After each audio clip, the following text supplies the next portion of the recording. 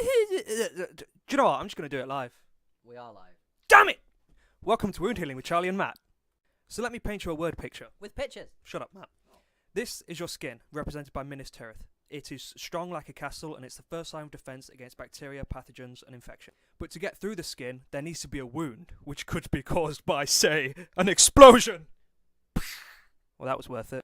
So the first cells that respond to this wound or explosion are mast cells. Now these circulate the bloodstream and wait for damage to occur, and when it does, they flood to it and release chemicals known as histamines that alert the rest of the immune system. It's a trap! Histamine is also believed to contribute to the pain of the wound. It also acts as a beacon to phagocytes and blood vessels. The beacons are lit. Gondor calls for aid. And Rohan shall answer. And answer Rohan does by increasing the blood flow and permeability of the blood vessels to the area where the wound has occurred, and actually contributing nothing else. Good job, Rohan! This increase in blood flow causes the characteristic redness that we see in a wound.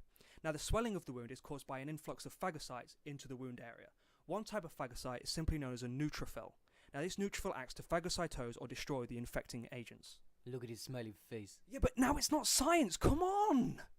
So another type of phagocyte that enters the wound area are macrophages. Now these have a similar role to neutrophils in the sense that they clean house, but they also perform two other functions.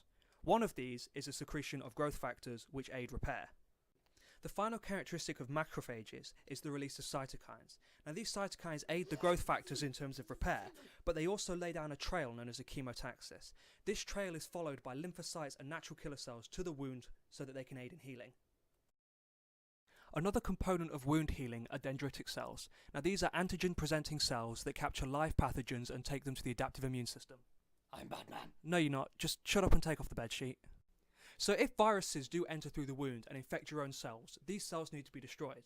Now this is achieved by natural killer cells who literally act to shoot holes in the cell membrane. Like the Punisher. Mummy! Shut up, Matthew! Another aspect of wound healing is that of opsonization. This is when opsonins bind to the surface of infectious pathogens, making them weaker and easier to recognise by phagocytes. If you make him, you made him smile again.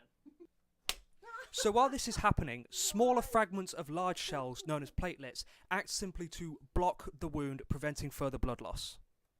Now these platelets work in conjunction with fibrinogen. Fibrinogen is a soluble protein that's found dissolved in the blood plasma. Now when fibrinogen is activated, it turns into fibrin fibres. Now these fibrin fibres serve as a mesh-like structure that serve to catch blood cells and platelets, forming a scab. Whilst the scab is on your skin, the tissue underneath heals, and eventually you are as good as new. And you lot can call me the bus driver, because I took you all to school. Drops mic on stage. I wasn't actually going to drop it. It's Tom Bradley's mic. Shout out Tom B!